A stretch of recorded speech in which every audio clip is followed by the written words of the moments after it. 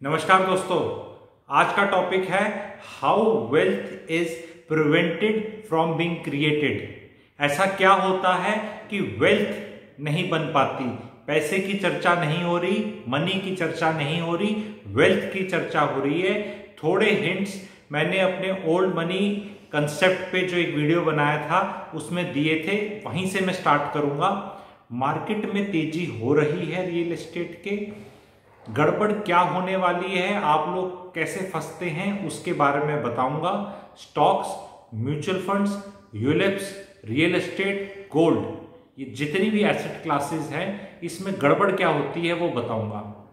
ज्यादातर जो आपने स्टॉक्स में इन्वेस्ट करते हैं, आप लोगों ने ब्रोकरेज हाउसेस का एक कंसेप्ट सुना होगा, बाय दिस टारगेट दिस।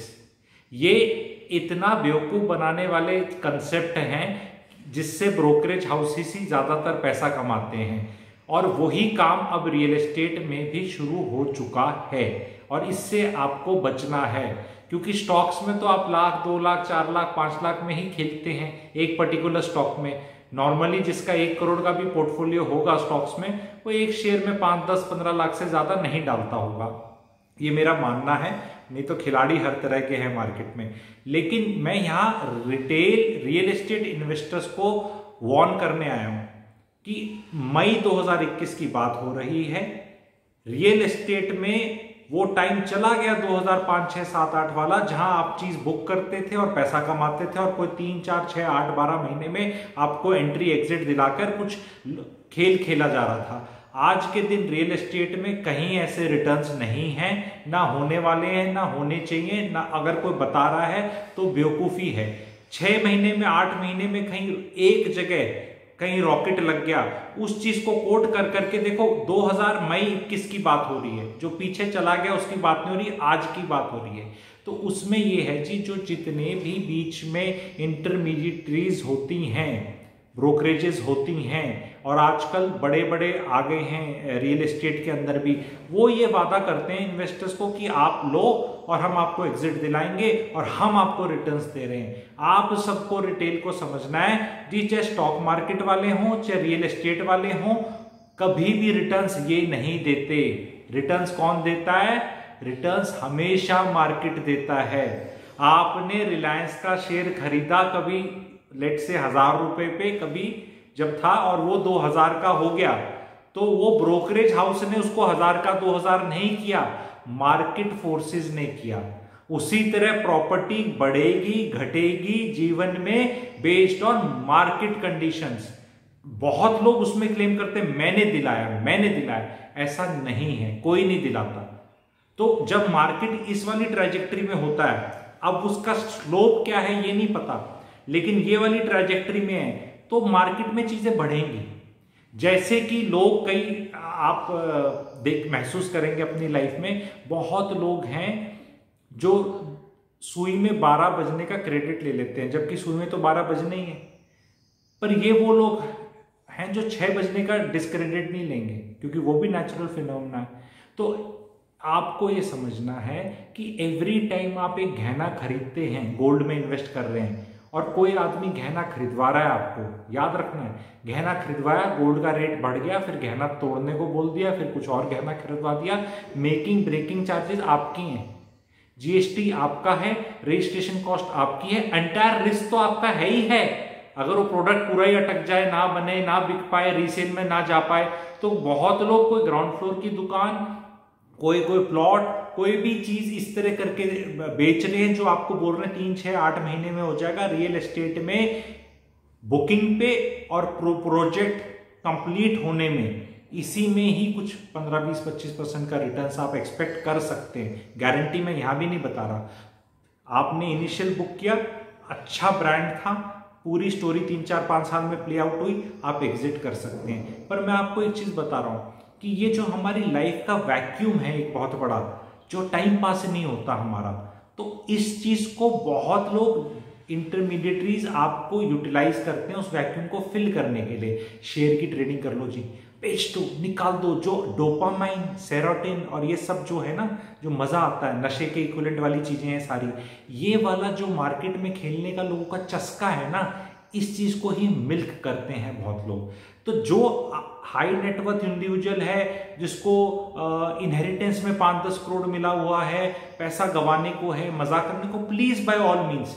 लेकिन रिटेल इन्वेस्टर जो लोन लेने वाला है, मैं आगे वीडियोस बनाऊंगा, आप जुड़े रहना और मुझे बताना कितने चाहते हैं कि जो मिडिल क्लास लोन लेने वाली पार्टी है उसको क्या लेना चाहिए, उसके लिए मैं एक वीडियो बनाऊंगा। क्योंकि यहां क्या हो रखा है, सब मर्ज हो रखे हैं, सब इन्वेस्टर बने पड़े हैं भाई। 100 करोड़ वाली पार्टी कुछ अलग खेल खेल सकती है, 50 वाली अलग, 10 करोड़ वाली अलग, और जो भिवानी और रोहतक और हिसार और महेंद्रगढ़ वाली पार्टी है जिनका थोड़ा पैसा है, आप इनके साथ कॉम्पीट नहीं कर सकते। आपके घर में कोई ना कोई बच्चे हैं, उन्हें कभी ना कभी इस एरिया में आके नौकरी करनी पड़ेगी, उनके लिए ठीक ठाक रेजिडेंशियल ले लो। पैसा इन्वेस्टमेंट से बहुत ज्यादा एक लेवल के बियॉन्ड कमाया नहीं जा सकता, और बार बार ये ट्रेडिंग करने में बहुत ज्यादा नुकसान है। सिर्फ ब्रोकरेज हाउसेस को ही फायदा होता है। शेयर आपने 100 रुपए का लिया, 80 का बेचा, 80 का लिया, 100 का बेचा, उसको कोई फर्क नहीं पड़ता, उसकी ब्रोकरेज सेम है। 80 पे भी 1% ले लिया और 100 पे भी 1 ले लिया। अब 100 का खरीदा 80 पे बेचा या 80 का खरीदा 100 पे बेचा, उसको कुछ लेना देना नहीं है। तो never ever ask a barber whether you need a haircut. You can ask your wife, you can ask your friend. और एक चीज और बताना चाहूंगा बंद करने से पहले, कि जो हम इन्वेस्टमेंट के स्टूडेंट्स हैं, टीचर्स हैं, बताने वाले हैं, हमारा एक शहंशाह है, वो ओमाहा में बैठता है यूएस में। उसका एक ऑफिस है जो 60 साल से वही ऑफिस है, 90 साल से ऊपर की उनकी उम्र हो चुकी है।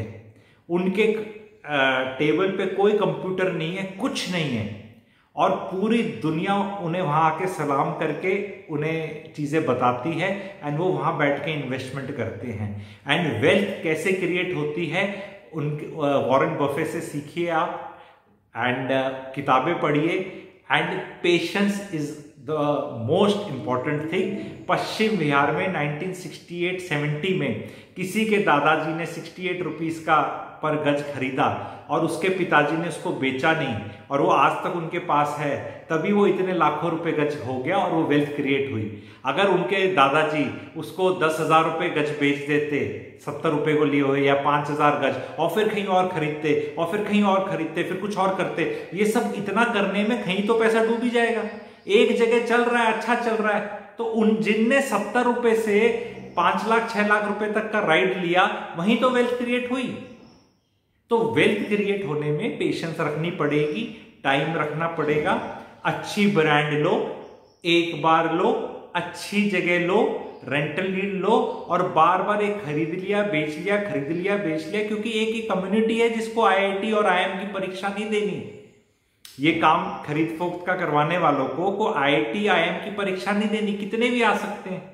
तो जब ये जितने आएंगे तो जितना अब खरीदने वाले तो लिमिटेड हैं, आप देखो जिनने नया माल ले लिया, ठीक है, पर उसी माल को बार बार खरीदने बेचना, खरीदना बेचना, ज्यादा ट्रांजैक्शंस करके आपको पता है कि किसने श्योर शॉट कमाना है पैसा 100%।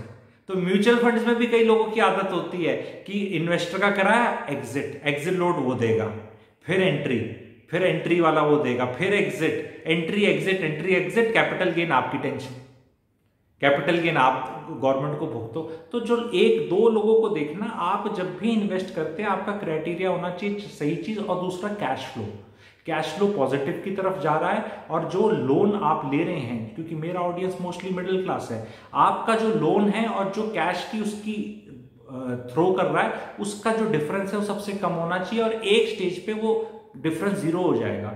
कई स्टेजेस में ऐसा दिया जाता है, अगर हस्बैंड एंड वाइफ दोनों नौकरी कर रहे हैं तो उनका इनकम टैक्स रिबेट इतना मिल जाता है कि अगर ये रेंटल एक लेवल को क्रॉस कर जाए तो वो ब्रेक इवन हो जाता है। तो ऐसी प्रॉपर्टीज में ही इन्वेस्ट करना है, इसी पर्पस के लिए करना है। इसलिए नहीं करना कि मैंने अब इसके अंदर फिर जीएसटी दिया, फिर रजिस्ट्रेशन कराई, 7% तो रजिस्ट्रेशन का हो जाता है। तो please do not play property for trading. ये खेल नहीं है 90-95% लोगों का, और इस खेल को कहीं भी आसपास भी मत खेलो। कहीं स्टोरीज पे मत जाओ कि कोई चीज ले ली, यस बढ़ जाएगी अगर ट्रेजेक्टरी ऊपर है, लेकिन उसको अगर अच्छी चीज है उसको होल्ड करके रखो। क्योंकि HDFC बैंक के शेयर किसी ने खरीदे, कभी HDFC खरीदे, जितने भी मल्टी बैगर स्टॉक्स हुए उस जो 100 गुना हो गए, 10 गुना हो गए, 50 गुना हो गए, they could have been sold at 5 times और 6 times, 10 times. Sitting on a winner, sitting on it is going to give you the money.